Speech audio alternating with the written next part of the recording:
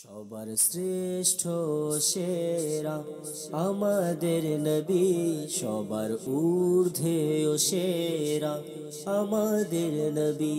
সবার শ্রেষ্ঠ সেরা আমাদের নবী, সবার ঊর্ধ্বে ও সেরা আমাদের নবী।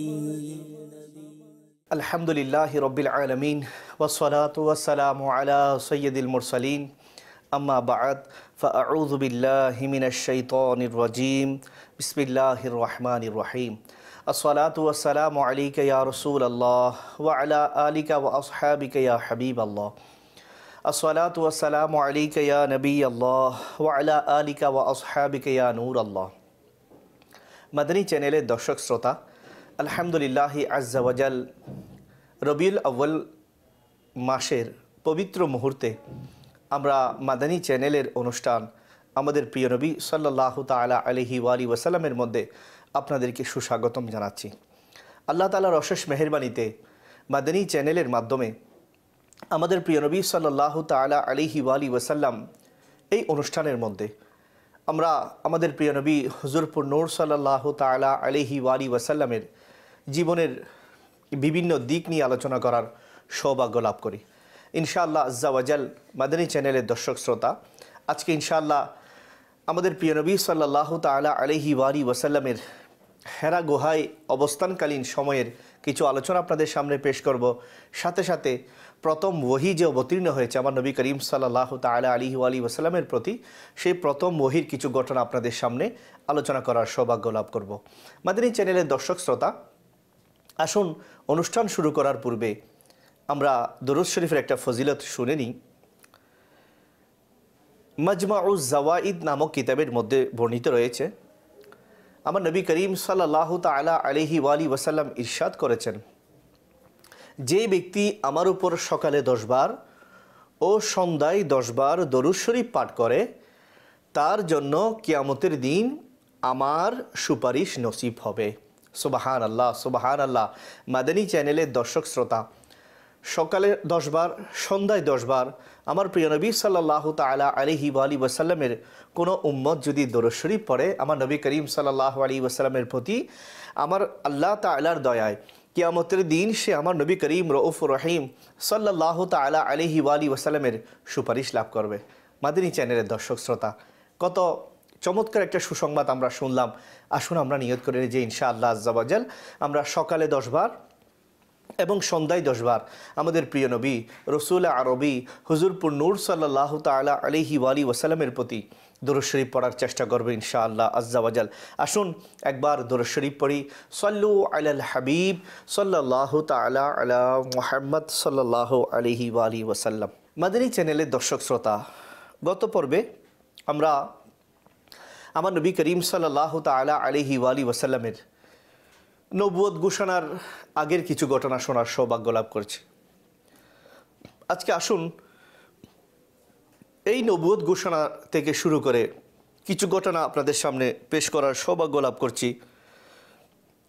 বুখারী শরীফের মধ্যে বর্ণিত রয়েছে, যখন আমাদের প্রিয় নবী হুজুরপুর নূর সাল্লাল্লাহু তাআলা আলাইহি ওয়ালি ওয়াসাল্লামের পবিত্র জীবনের 40তম বছর শুরু হয়, তখন হঠাৎ আমাদের প্রিয় নবী হুজুরপুর নূর সাল্লাল্লাহু তাআলা আলাইহি ওয়ালি ওয়াসাল্লামের পবিত্র সত্তায় একটি নতুন পরিবর্তন প্রকাশিত হয়।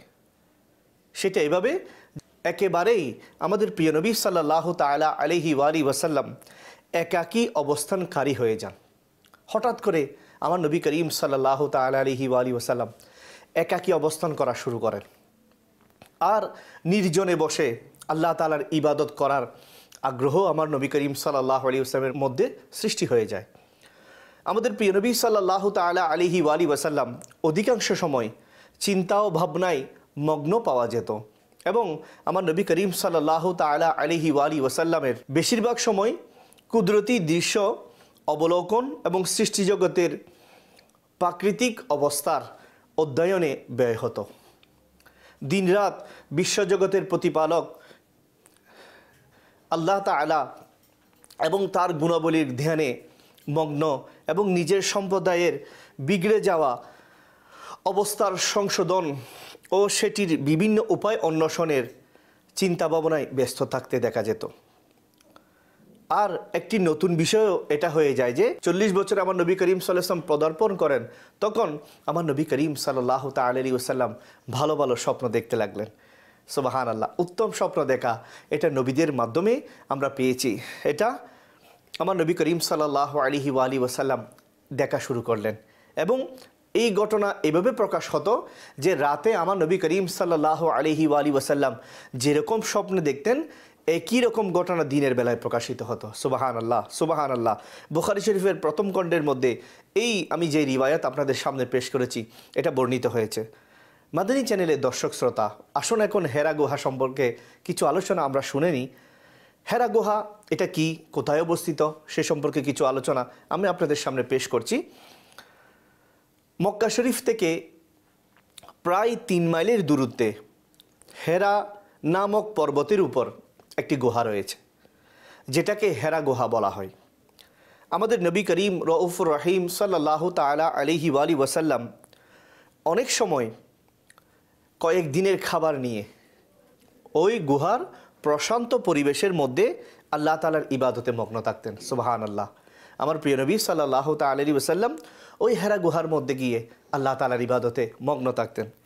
যখন খাবার ও পানি শেষ হয়ে যেত তখন কখনো নিজের ঘরে এসে যেতেন, আর কখনো হযরত বিবি খাদিজাতুল কুবরা রাদিয়াল্লাহু তাআলা আনহা খাবার ও পানি গুহায় পৌঁছে দিতেন। সুবহানাল্লাহ। আজও এই নুরানি গুহা আপন আসল অবস্থায় বিদ্যমান রয়েছে। অর্থাৎ বর্তমানেও যদি কোনো হাজি সাহেবরা যখনই মক্কা শরীফের মধ্যে এই হেরা পর্বতের মধ্যে যায় তখন তারা আজও লক্ষ্য করেন হেরা গুহা, সেটার সুন্দর দৃশ্য অবলোকন করতে দেখা যায়।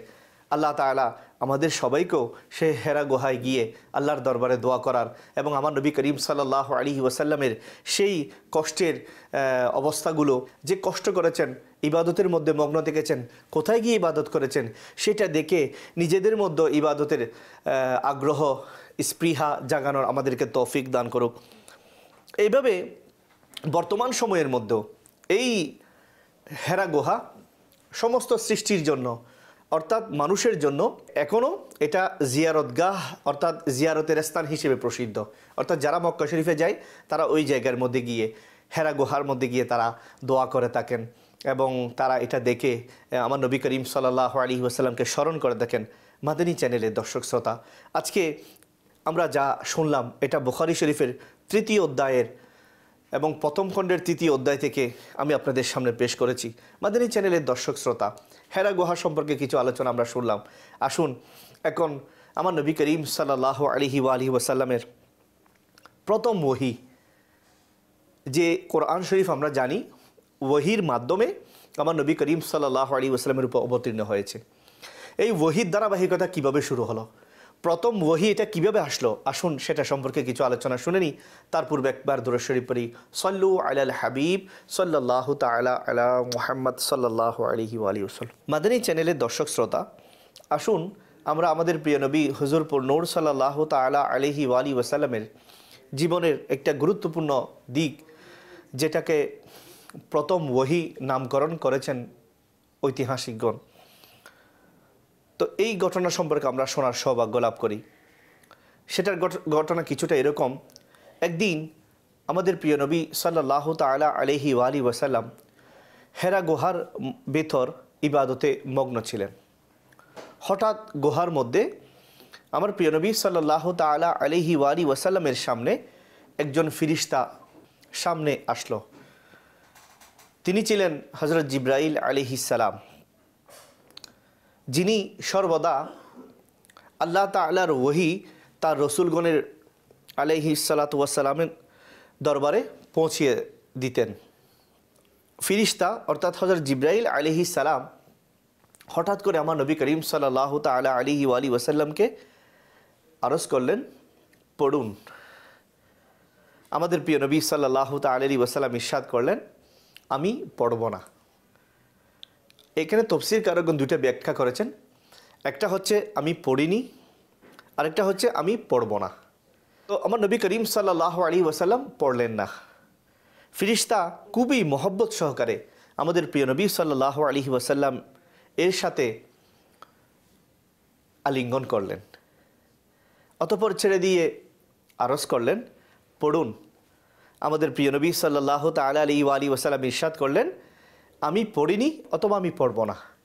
ফিরিস্তা দ্বিতীয়বার, অর্থাৎ হযরত জিবরাইল আলাইহিস সালাম দ্বিতীয়বার আমার নবী করিম রউফুর রহিম সাল্লাল্লাহু তাআলা আলাইহি ওয়া আলিহি ওয়াসাল্লামকে নিজের বুকের সাথে জড়িয়ে খুব মহব্বত সহকারে আলিঙ্গন করলেন।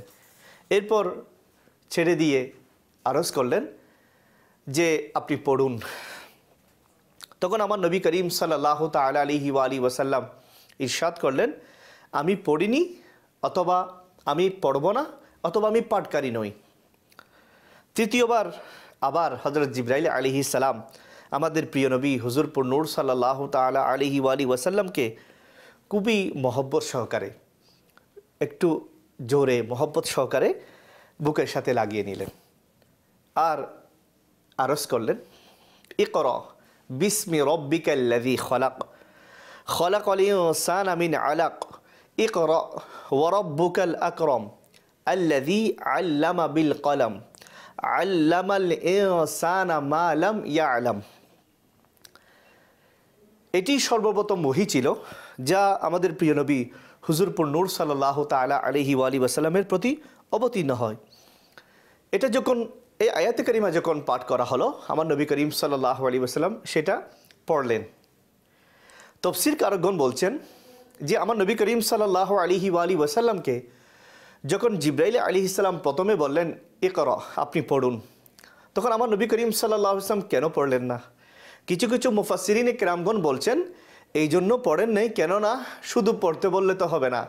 যখন তৃতীয়বার আমার জিবরাইল আলাইহিস সালাম যখন ইকরা বিসমি রব্বিকাল্লাযী খলাক, পড়ুন আপনার প্রতিপালকের নামে যিনি আপনাকে সৃষ্টি করেছেন, যখন জিবরাইল আলাইহিস সালাম আমার আল্লাহ তাআলার নাম মুবারক নিয়ে যখন বললেন আপনি পড়ুন, তখন আমার প্রিয় নবী সাল্লাল্লাহু আলাইহি ওয়াসাল্লাম এটা ইরশাদ করলেন, অবশ্যই আমি পড়ব। যখন আমার প্রতিপালকের নাম নেওয়া হয়েছে আমি অবশ্যই পড়তে বাধ্য, আমি পড়ছি।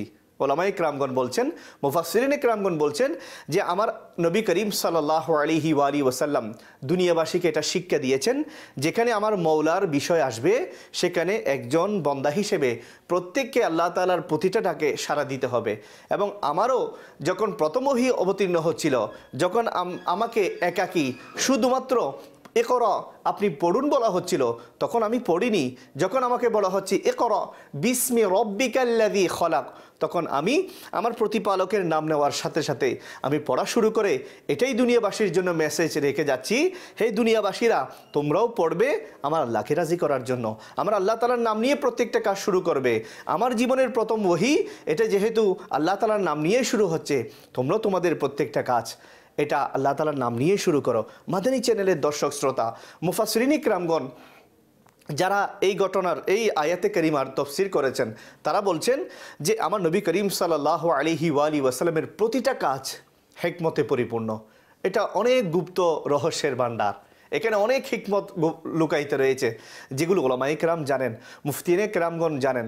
যারা এগুলো জানেন বলেই তারা যত বেশি এগুলো অধ্যয়ন করেন, স্টাডি করেন, তারা তত বেশি আমার নবী করিম সাল্লাল্লাহু আলাইহি ওয়াসাল্লামের প্রতি আরও মহব্বতকারী হয়ে যান। সুবহানাল্লাহ। আমাদেরও উচিত আমরাও যেন আমার নবী করিম রউফুর রহিম সাল্লাল্লাহু তাআলা আলাইহি ওয়া আলিহি ওয়াসাল্লামের জীবনী স্টাডি করি, অধ্যয়ন করি, তাহলে আমাদের মধ্যে অনেক পরিবর্তন আসবে এবং আমরাও দিন দিন আমার নবী করিম সাল্লাল্লাহু আলাইহি ওয়া আলিহি ওয়াসাল্লামের মহব্বতে নিজেকে আবদ্ধ করে নিতে পারবো।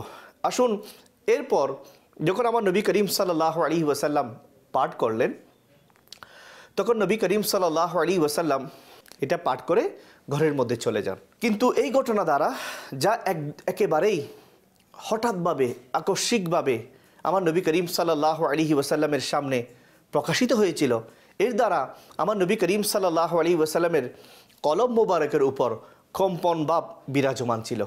আর আমার নবী করিম সাল্লাল্লাহু আলাইহি ওয়া আলিহি ওয়াসাল্লাম পরিবারের সদস্যদেরকে ইরশাদ করলেন, আমাকে কম্বল দ্বারা আবৃত করো। যখন আমার নবী করিম সাল্লাল্লাহু তাআলা আলাইহি ওয়া আলিহি ওয়াসাল্লামের এই কম্পন ভাব ভীতি দূর হয়ে গেল আর একটু প্রশান্ত হলেন, তখন আমার প্রিয় নবী হুজুরপুর নূর সাল্লাল্লাহু তাআলা আলাইহি ওয়া আলিহি ওয়াসাল্লাম হযরত বিবি খাদিজাতুল কুবরা রাদিয়াল্লাহু তাআলা আনহাকে গুহায় সংগঠিত হওয়া সেই ঘটনা বর্ণনা করেন এবং ইরশাদ করলেন, আমি নিজের প্রাণের ভয় করছি, যেহেতু আমার নবী করিম সাল্লাল্লাহু আলাইহি ওয়াসাল্লামের সামনে এই ঘটনা হঠাৎ ঘটেছিল। এটা শুনে হযরত বিবি খাদিজাতুল কুবরা রাদিয়াল্লাহু তাআলা আনহা বললেন, না, কখনো না। আপনি তো আত্মীয়দের সাথে সদাচরণ করে থাকেন, আপনি নিজে অপরের বোঝাগুলো উঠিয়ে থাকেন, অর্থাৎ মানুষের কষ্টকে আপনি দূর করে দেন, মানুষের মুসিবত আপনি সহযোগিতা করেন, নিজে উপার্জন করে নিঃস্ব এবং অভাবীদেরকে দান করে থাকেন, মুসাফিরদেরকে আপনি মেহমানদারি করে থাকেন, সত্য এবং ন্যায় বিচারের জন্য সবার বিপদ আপদ এবং কঠিন পরিস্থিতিতে কাজে আসেন আপনি। এরপর হযরত খাদিজাতুল কুবরা রাদিয়াল্লাহু তাআলা আনহা আমাদের নবী করিম রউফুর রহিম সাল্লাল্লাহু আলাইহি ওয়াসাল্লামকে নিজের চাচাতো ভাই ওয়ারাকা বিন নওফলের নিকট নিয়ে যান। ওয়ারাকা সেই ব্যক্তিদের মধ্যে ছিলেন যিনি একত্ববাদের বিশ্বাসী ছিলেন, অর্থাৎ আমার নবী করিম সাল্লাল্লাহু আলাইহি ওয়াসাল্লাম নবুয়ত ঘোষণার পূর্বে যারা মুসলমান ছিল তারা এক আল্লাহকে বিশ্বাস করত এবং তারা কোনো ধরনের নিজের মন গড়া উপাস্যদের উপাসনা করত না। ওয়ারাকা বিন নওফল, যিনি খাদিজাতুল কুবরা রাদিয়াল্লাহু তাআলা আনহার চাচাতো ভাই ছিলেন, তিনিও একত্ববাদে বিশ্বাসী ছিলেন, মানুষের তৈরি মাবুদের সামনে কখনো মাথা নত করেননি। আর তিনি মক্কাবাসীদের তারা যে নিজের তৈরি কতগুলো মাবুদের উপাসনা করত সেগুলোর উপর তিনি অসন্তুষ্ট ছিলেন, ওয়ারাকা বিন নওফল। আর ইঞ্জিল যেটা চারটি বড় বড় কিতাব, তাওরাত, জাবুর, ইঞ্জিল এবং কোরআন শরীফ, এই ইঞ্জিলের তিনি যেটা ইব্রানি ভাষায় অবতীর্ণ হয়েছিল সেটা তিনি আরবি ভাষায় অনুবাদ করেন। অনেক বৃদ্ধ ও অন্ধ হয়ে গিয়েছিলেন তিনি ওই সময়, যে সময় খাদিজাতুল কুবরা রাদিয়াল্লাহু তাআলা আনহা আমার নবী করিম রউফুর রহিম সাল্লাল্লাহু তাআলা আলাইহি ওয়াসাল্লামকে নিয়ে ওয়ারাকা বিন নওফলের কাছে গিয়েছিলেন, তখন ওয়ারাকা বিন নওফল অনেক বৃদ্ধ এবং অন্ধ হয়ে গিয়েছিলেন। হযরত বিবি খাদিজা রাদিয়াল্লাহু তাআলা আনহা তাকে বললেন, ভাইজান, আপনি আপনার ভাতিজার কথা শুনুন। ওয়ারাকা বিন নওফল বলল, বলুন আপনি কি দেখেছেন। আমাদের প্রিয় নবী হুজুর নূর সাল্লাল্লাহু তাআলা আলাইহি ওয়াসাল্লাম হেরা গুহার সম্পূর্ণ ঘটনা বর্ণনা করেন। এটা শুনে ওয়ারাকা বিন নওফল বলে উঠল, এটা তো সেই ফিরিস্তা, আল্লাহ আল্লাহ, এটা তো সেই ফিরিস্তা যেটাকে আল্লাহ তাআলা হযরত মূসা আলাইহিস সালামের নিকট প্রেরণ করেছিলেন। আল্লাহ আল্লাহ, সুবহানাল্লাহ। অতঃপর ওয়ারাকা বিন নওফল বলতে লাগলো, হাই, আমি যদি আপনার নবুয়ত ঘোষণার সময় পর্যন্ত জীবিতও থাকতে পারি তাহলে অবশ্যই আমি আপনার উপর ঈমান আনবো, অথবা আরেক বর্ণনা মোতাবেক যে আমি যদি ওই সময় পর্যন্ত জীবিত থাকতে পারি যে সময় আপনার আপন সম্প্রদায় আপনাকে মক্কা শরীফ থেকে হিজরত করার জন্য বাধ্য করবে। এটা শুনে আমাদের নবী করিম সাল্লাল্লাহু তাআলা আলাইহি ওয়াসাল্লাম অবাক হয়ে ইরশাদ করলেন, মক্কাবাসীরা কি আমাকে মক্কা থেকে বের হতে বাধ্য করবে? তখন ওয়ারাকা বিন নওফল বলল, জি হ্যাঁ, যেই ব্যক্তি আপনার মতো নবুয়ত নিয়ে এসেছেন, যেই নবী আপনার মতো নবুয়ত নিয়ে এসেছেন, লোকেরা তার সাথে শত্রুতার উপর কোমর বেঁধে নামে, অর্থাৎ শত্রুতা করার জন্য লেগে যায়। আমার নবী করিম সাল্লাল্লাহু তাআলা আলাইহি ওয়াসাল্লামের এই ওহী অবতীর্ণ হওয়ার ধারাবাহিকতা কিছুদিনের জন্য বন্ধ থাকে। আর এদিকে আমার নবী করিম, আমাদের প্রিয় নবী সাল্লাল্লাহু তাআলা আলাইহি ওয়াসাল্লাম ওহীর অপেক্ষায় ব্যাকুল ও অস্থির হয়ে যান। এমনকি একদিন হুজুর নূর সাল্লাল্লাহু তাআলা আলাইহি ওয়াসাল্লাম কোথাও ঘর থেকে বাহিরে যাচ্ছিলেন, তখন কেউ যে আমার নবী করিম সাল্লাল্লাহু আলাইহি ওয়াসাল্লামকে যখন নাম মুবারক ধরে ডাক দিল, তখন আমাদের প্রিয় নবী সাল্লাল্লাহু তাআলা আলাইহি ওয়াসাল্লাম আসমানের দিকে মাথা উঠিয়ে দেখলেন এবং তখন এটা দেখলেন যে ওই ফিরিস্তা হযরত জিবরাইল আলাইহিস সালাম, যিনি গুহায় এসেছিলেন, হঠাৎ করে যখন আমার জিবরাইল আলাইহিস সালামকে আসমান এবং জমিনের মাঝামাঝি একটা চেয়ারে আরোহণ অবস্থায় দেখলেন, বসা অবস্থায় দেখলেন, তখন আমার প্রিয় নবী সাল্লাল্লাহু আলাইহি ওয়াসাল্লামের অন্তরের কলব মোবারকের মধ্যে একটু ভীতি সৃষ্টি হলো। আমার নবী করিম সাল্লাল্লাহু আলাইহি ওয়াসাল্লাম ঘরের মধ্যে গিয়ে শুয়ে গেলেন, আবার ইরশাদ করলেন ঘরের সদস্যদেরকে যে আমাকে কম্বল দ্বারা আবৃত করো। আর আমাদের প্রিয় নবী সাল্লাল্লাহু তাআলা আলাইহি ওয়াসাল্লাম কম্বল আবৃত করে শুয়েছিলেন। হঠাৎ আমার নবী করিম সাল্লাল্লাহু তাআলা আলাইহি ওয়াসাল্লামের প্রতি সূরা মুদ্দাসসিরের শুরুর আয়াতসমূহ অবতীর্ণ হয়। আল্লাহ আল্লাহ আল্লাহ তাআলার বাণী। আল্লাহ তাআলা ইরশাদ করেন, ইয়া আইয়ুহাল মুদ্দাসসির কুম ফাআনযির ওয়া রাব্বুকা ফাকাব্বির ওয়া সিয়াবাকা ফাতাহির ওয়ার রুজজা ফাহজুর। কানজুল ঈমান থেকে অনুবাদ। আমার আকা আলা হযরত রাহমাতুল্লাহি তাআলা আলাইহি এটার অনুবাদ এভাবে করেছেন, হে উপরে চাদর আবৃতকারী, দণ্ডায়মান হয়ে যান, অতঃপর সতর্ক করুন এবং আপন প্রতিপালকের শ্রেষ্ঠত্ব ঘোষণা করুন, আর আপন পোশাক পবিত্র রাখুন এবং আপনি প্রতিমাগুলো থেকে দূরে থাকুন। নিজের বানানো তাদের যে মাবুদরা রয়েছে সেগুলো থেকে আপনি দূরে থাকুন। এসব আয়াত অবতীর্ণ হওয়ার পর আমাদের প্রিয় নবী সাল্লাল্লাহু তাআলা আলাইহি ওয়া আলিহি ওয়াসাল্লামকে আল্লাহ তাআলা ইসলামের দাওয়াতের পদমর্যাদায় সমাসীন করেন এবং আমাদের প্রিয় নবী সাল্লাল্লাহু তাআলা আলাইহি ওয়া আলিহি ওয়াসাল্লাম আল্লাহ তাআলার নির্দেশ মোতাবেক সত্যের দাওয়াত এবং ইসলাম প্রচারের জন্য প্রস্তুত হয়ে যান। মাদানী চ্যানেলের দর্শক শ্রোতা, আজকে আমরা যারা এই আলোচনা শুনলাম আমরা বড়ই ভাগ্যবান। কেননা আমাদের প্রিয় নবী হুজুরপুর নূর সাল্লাল্লাহু তাআলা আলাইহি ওয়া আলিহি ওয়াসাল্লাম অনেক কষ্টের মাধ্যমে আজকে আমরা যে কোরআন শরীফ আমাদের উপর অবতীর্ণ হয়েছে, যে ওহির ব্যাপারে এসেছে, ওহি কয়েকভাবে আমার নবী করিম সাল্লাল্লাহু আলাইহি ওয়াসাল্লামের উপর অবতীর্ণ হতো। অনেক সময় আমার নবী করিম সাল্লাল্লাহু আলাইহি ওয়াসাল্লাম প্রচণ্ড শীতের সময় যখন ওহি অবতীর্ণ হতো তখন আমার নবী করিম সাল্লাল্লাহু আলাইহি ওয়াসাল্লাম এরকম তীব্র শীতের মধ্যেও ঘেমে যেতেন, ঘাম মোবারক বের হয়ে যেত। অনেক সময় ঘন্টার আওয়াজের মতো আমার নবী করিম সাল্লাল্লাহু আলাইহি ওয়াসাল্লামের উপর ওহি অবতীর্ণ হতো। আজকে যে আমরা কোরআন শরীফ পাচ্ছি, কোরআন শরীফ তিলাওয়াত করার আমাদের সৌভাগ্য হচ্ছে না। এই কোরআন শরীফ আল্লাহ তাআলার পক্ষ থেকে আমরা পেয়েছি। যদি আমার নবী করিম রউফ রহিম সাল্লাল্লাহু তাআলা আলাইহি ওয়া আলিহি ওয়াসাল্লাম না হতেন, ওই কোরআন শরীফ আমরা পেতাম না। মাদানী চ্যানেলের দর্শক শ্রোতা, আজকে আমরা প্রথম ওহি অবতীর্ণ হওয়ার ঘটনা আমরা শুনলাম। সল্লু আলাল হাবিব সাল্লাল্লাহু তাআলা আলা মুহাম্মদ সাল্লাল্লাহু আলাইহি ওয়াসাল্লাম। মাদানী চ্যানেলের দর্শক শ্রোতা, আমরা আজকে শুনলাম যে আমাদের প্রিয় নবী হুজুরপুর নূর সাল্লাল্লাহু তাআলা আলাইহি ওয়া আলিহি ওয়াসাল্লাম অনেক কষ্ট করে এই ওহি আমার নবী করিম সাল্লাল্লাহু আলাইহি ওয়াসাল্লাম আমাদের কাছে পৌঁছিয়েছেন।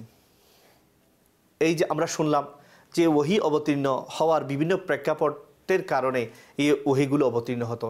আল্লাহ তাআলার প্রতিটা আয়াত অবতীর্ণ হওয়ার বিশেষ কিছু কারণে আল্লাহ তাআলা এগুলো আমার নবী করিম সাল্লাল্লাহু আলাইহি ওয়াসাল্লামের উপর অবতীর্ণ করতেন। বিশ্বজগতের মানবতার মুক্তির দিশারি বানিয়ে মানবতার মুক্তির জন্য এগুলো আল্লাহ তাআলা আমাদেরকে পাঠিয়েছেন আমার নবী করিম সাল্লাল্লাহু আলাইহি ওয়াসাল্লামের মাধ্যমে। মনে রাখবেন, সবচেয়ে উত্তম ইবাদত হচ্ছে কোরআন শরীফ তিলাওয়াত করা। আর একটা হাদিস শরীফ আমি আপনাদের সামনে পেশ করছি, খায়রুকুম মান তাআল্লামাল কোরআনা ওয়া আল্লামাহ। যে ব্যক্তি নিজে কোরআন শিখে এবং অপরকে শিখায় সে হচ্ছে তোমাদের মধ্যে উত্তম, আমার নবী করিম সাল্লাল্লাহু আলাইহি ওয়াসাল্লাম ইরশাদ করেছেন। তো আমরা যে পেশার মধ্যে রয়েছি, মনে রাখবেন সবচেয়ে উত্তম পেশা এবং উত্তম আমল হচ্ছে কোরআন শরীফ নিজে শিখা এবং অপরকে শেখানো। আজকে আমরা যদি কোরআন শরীফ নিজে শিখি তাহলে কোরআন শরীফটা পড়ার সৌভাগ্য আমাদের হবে। আর যদি অপরকে শিখাই, আমার মাধ্যমে আল্লাহ তাআলার দয়ায় আরও কিছু মানুষ কোরআন শরীফের চর্চা করতে লেগে যাবে। মনে রাখবেন, কোরআন শরীফের একটা শব্দ যে ব্যক্তি উচ্চারণ করে তাকে আমার আল্লাহ তাআলা 10টা নেকি দান করেন।